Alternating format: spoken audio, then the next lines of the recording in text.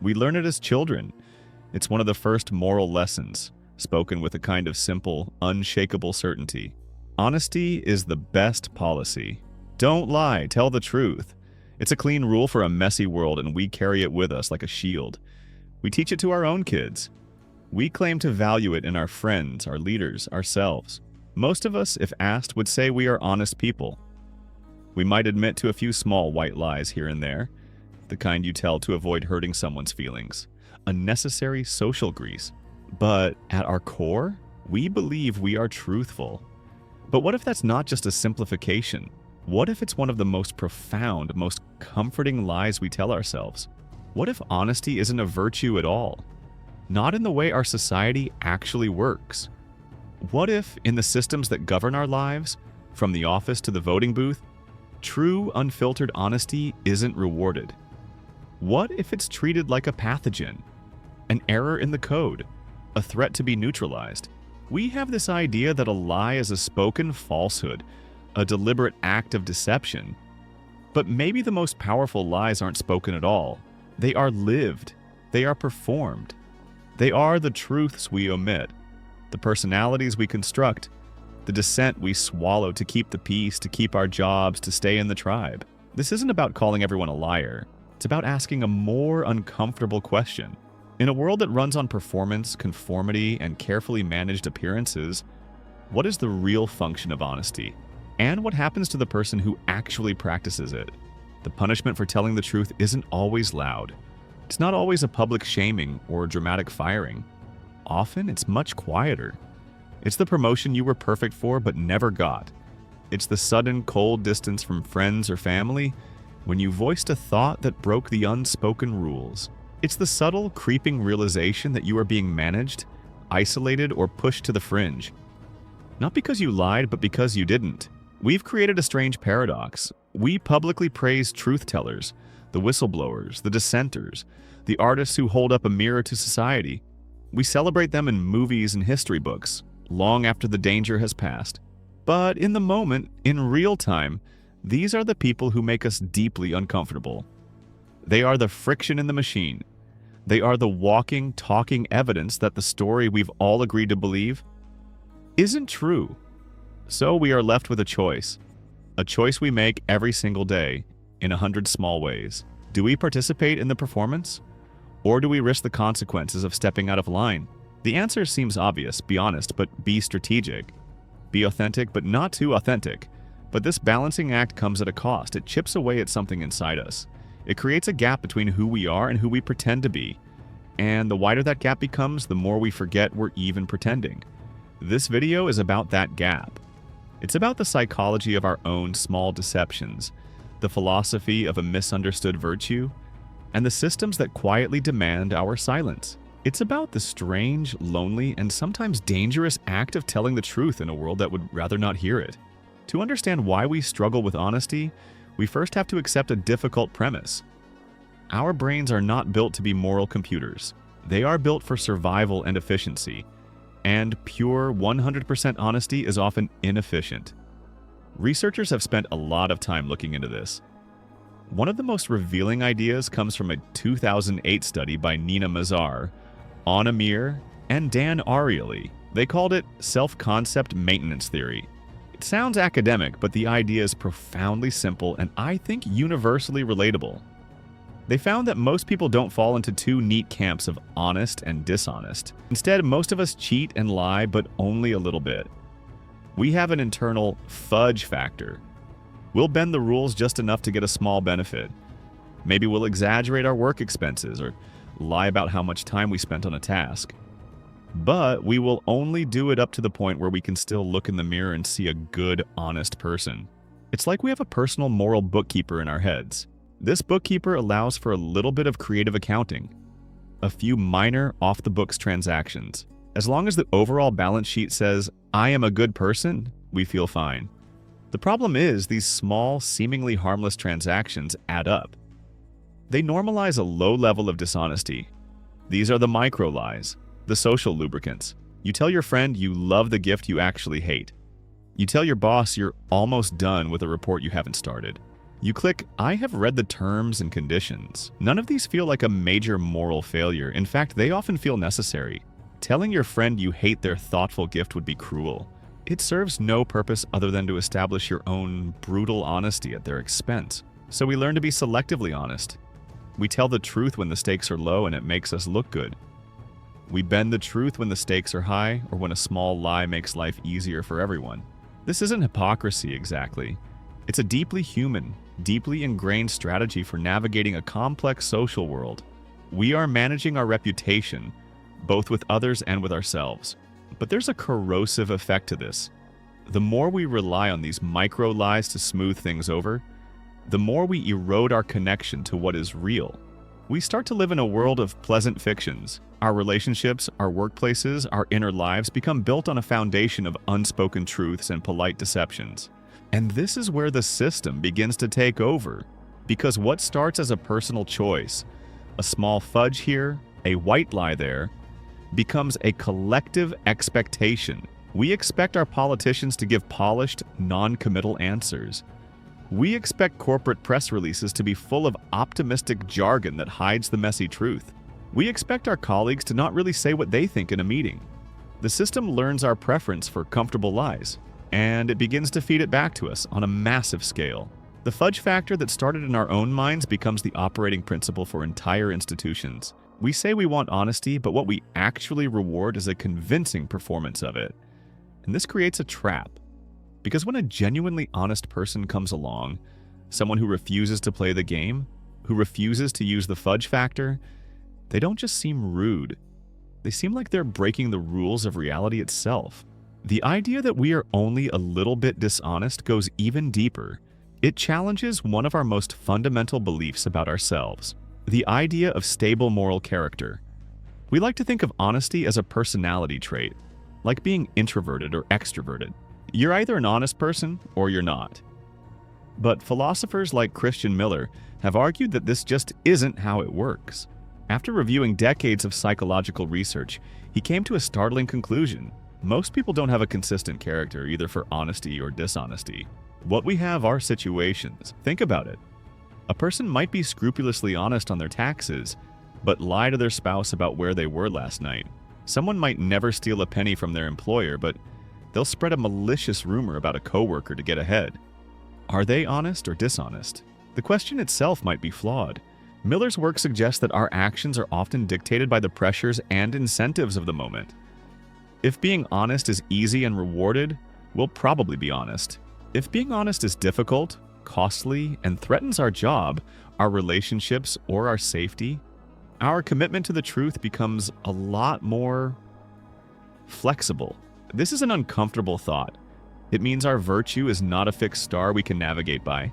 It's more like a flickering candle, easily blown out by the winds of self-interest, social pressure, or fear. We dramatically overestimate our own moral integrity. We all believe that if we were in a tough situation, we would be the one to do the right thing. We would be the one to speak up, but the data suggests otherwise. When the real-world pressure is on, most of us fall silent. We conform. We look for the easy way out. We tell ourselves it's for the best that speaking up wouldn't change anything anyway. These are just more stories we tell ourselves to maintain our self-concept as good people while doing what is convenient. This isn't a cynical take on human nature. It's a realistic one. It acknowledges the immense power of context, and it's crucial for understanding why systems of control work so well. They don't need to corrupt everyone into becoming a villain. They just need to create situations where being dishonest is the path of least resistance. They create a culture of silence where pointing out a problem is seen as not being a team player. They build bureaucratic mazes where responsibility is so diffuse that no one person feels accountable for a lie. They reward people who provide optimistic, smoothed-over reports and penalize those who deliver bad news, even if it's the truth. Over time, this situational pressure shapes our behavior. We don't decide to become dishonest. We simply adapt to our environment. We learn the unspoken rules. Don't ask that question. Don't challenge that assumption. Don't bring up the project that everyone knows is failing but won't admit. Honesty in these environments becomes a foolish luxury, a strategic error, and the person who insists on it is not seen as virtuous. They are seen as naive, difficult, or even destructive. They are a problem to be managed. If personal honesty is situational, then institutional honesty is almost non-existent. An institution, whether it's a corporation, a government agency, or a political party, is not a person. It does not have a conscience. It has one primary directive: to survive and grow. And genuine, unfiltered truth is often a direct threat to that survival. Think of an institution as a biological organism. When a foreign body like a virus enters it, the immune system launches a powerful, automatic, and often brutal response to neutralize the threat. It doesn't ask if the virus has a good reason for being there. It just identifies it as not self and attacks. The truth teller inside an institution is that virus. The whistleblower who exposes a dangerous product defect. The mid-level manager who points out that the official numbers are a fantasy. The dissenter in a political meeting who says the emperor has no clothes. From the institution's perspective, these people are not heroes. They are threats. Their honesty exposes inefficiency, which could hurt profits. It reveals hypocrisy, which could damage public reputation. It uncovers danger, which could lead to legal liability. The truth creates problems. It demands action, change, and accountability. It is expensive. Silence is cheap. So the system develops an immune response. It has a whole toolbox of methods to neutralize the honest individual. The first is isolation. The person is left out of meetings, their emails go unanswered. They are socially cut off from their colleagues who now see them as a risk. If that doesn't work, the next step is to discredit them. Their motives are questioned. They're not a concerned employee. They're a disgruntled troublemaker. They're not brave. They're naive. Their performance is suddenly put under a microscope, looking for any mistake to justify their removal. And if that fails, the final step is expulsion. They are fired, forced out, or restructured into oblivion. The threat is removed. The system returns to its state of comfortable equilibrium. The message to everyone who remains is crystal clear. Do not do what that person did. This is why so many institutions develop their own unique language, a kind of anti-language designed to obscure truth, not reveal it. The political thinker Hannah Arendt wrote about this in the context of state propaganda. This language is not meant to inform. It is meant to manage. It creates a buffer between a harsh reality and the people who have to execute it. You're not firing 1,000 people, you're right-sizing the organization. You're not admitting a product is failing, you're pivoting to a new strategic initiative. This coded language is a powerful tool of control. It allows people to participate in actions they might otherwise find morally questionable, all while maintaining their self-concept as good people. It's the institutional version of the fudge factor. The French philosopher Jacques Ellul went further. He argued that modern propaganda isn't just about telling lies, it's about creating a completely separate, self-contained reality. A world of slogans, statistics, and official narratives that is more coherent and psychologically comforting than the messy, contradictory real world. To remain in this world is easy. To step out of it, to point out that the map is not the territory, is to declare yourself an enemy of that reality. It is an act of profound rebellion. So if real honesty is punished, what is rewarded? The performance of honesty. The sociologist Irving Goffman gave us the perfect framework for this. In his book, The Presentation of Self in Everyday Life, he argued that we are all essentially actors on a stage. We have our front stage personas, the professional, polished versions of ourselves we show to the public, and we have our backstage selves where we can relax, drop the act, and be real. In our world, the stage is getting bigger. Social media, the 24-hour news cycle, the corporate meeting room, these are all stages. And on these stages, success is often determined not by your true character, but by the quality of your performance. Public figures are not trained to be honest. They are trained to appear sincere. There's a world of difference between those two things. Sincerity is an emotion you project. Honesty is a fact you convey. A skilled performer can appear deeply sincere while being profoundly dishonest. They learn how to modulate their voice, how to hold eye contact, how to perform the subtle nonverbal cues that our brains are wired to interpret as trustworthy. Psychologists call this the illusion of transparency. We tend to believe that we can read other people's true feelings, that their inner state leaks out in ways they can't control. And so when someone performs sincerity well, we feel like we're getting a glimpse of their real self. We feel like we're connecting with them on a genuine level. This is the trick.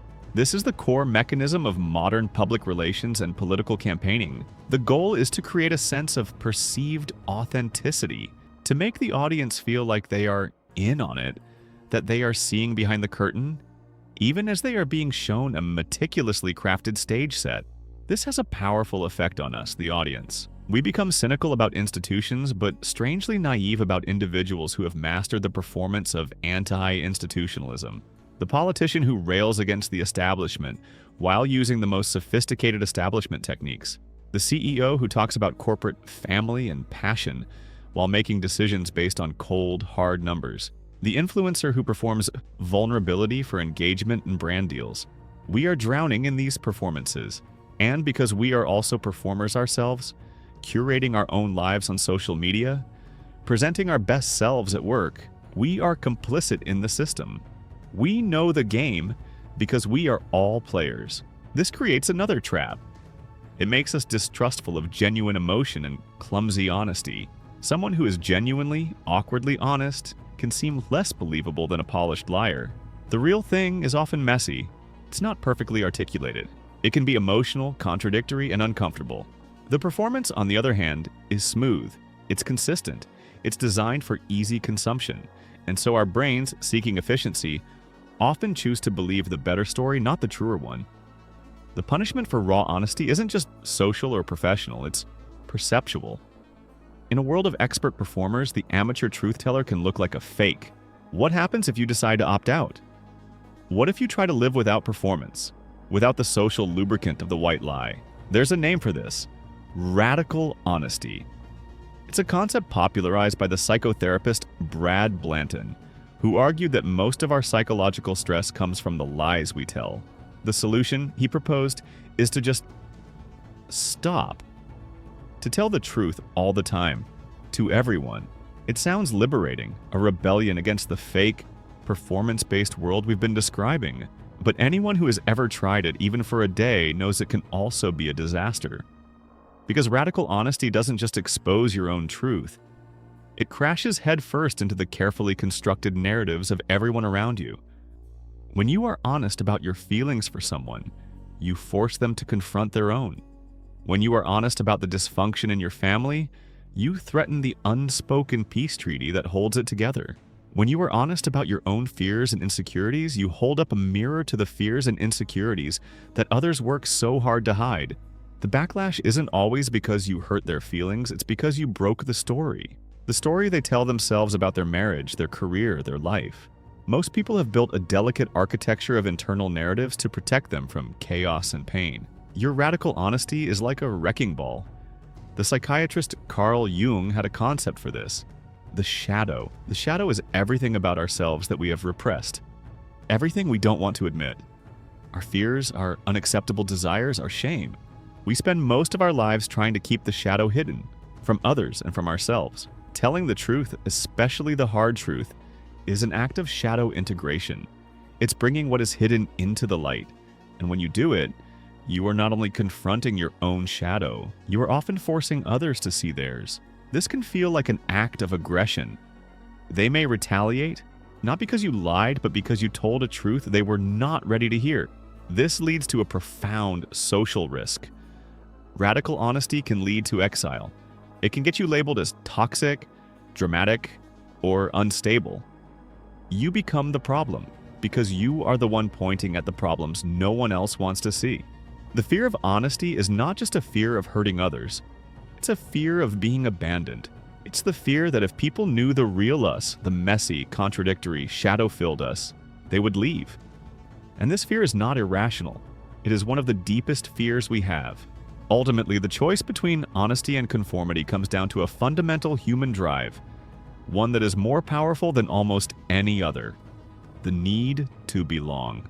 In 1995, the psychologists Roy Baumeister and Mark Leary published a landmark paper arguing that the need for social connection is not just a preference. It's a basic evolutionary need, like the need for food and water. For our ancestors, being part of a tribe was the difference between life and death. To be cast out was a death sentence. You would have no protection, no shared resources, no help. Our modern brains still carry that ancient wiring. Social exclusion, rejection, and isolation trigger the same parts of the brain that register physical pain. To our primitive subconscious, being kicked out of the group feels like dying. And so, we lie to belong. This is, I think, the most compassionate way to understand our own dishonesty. We don't do it because we are malicious or corrupt. We do it because we are social animals, desperate for connection and terrified of exile. The lie that preserves our place in the group feels more important than the truth that threatens it. Think of the workplace. You might disagree with a new company policy, but you stay silent because everyone else is nodding along. Your brain's calculus is simple. Speaking the truth might earn you the temporary satisfaction of being right, but it risks marking you as an outsider. The cost is too high. Think of your family. You might hold political or religious views that are completely opposed to theirs, but you avoid the topic at holiday dinners because the truth would shatter the peace and might rupture relationships you depend on. The lie of omission feels like a small price to pay for belonging. This is the central conflict. We have a need for authenticity, to live in alignment with our own values.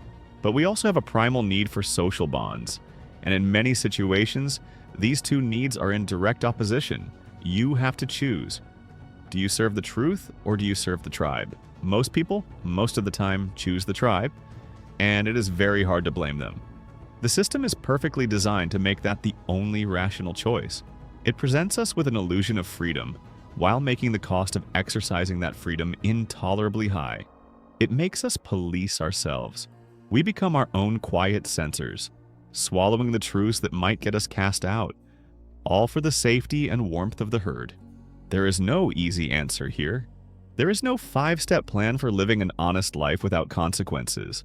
To pretend there is would be just one more comforting lie. The purpose of this is not to tell you to become a radical truth teller and burn your life to the ground.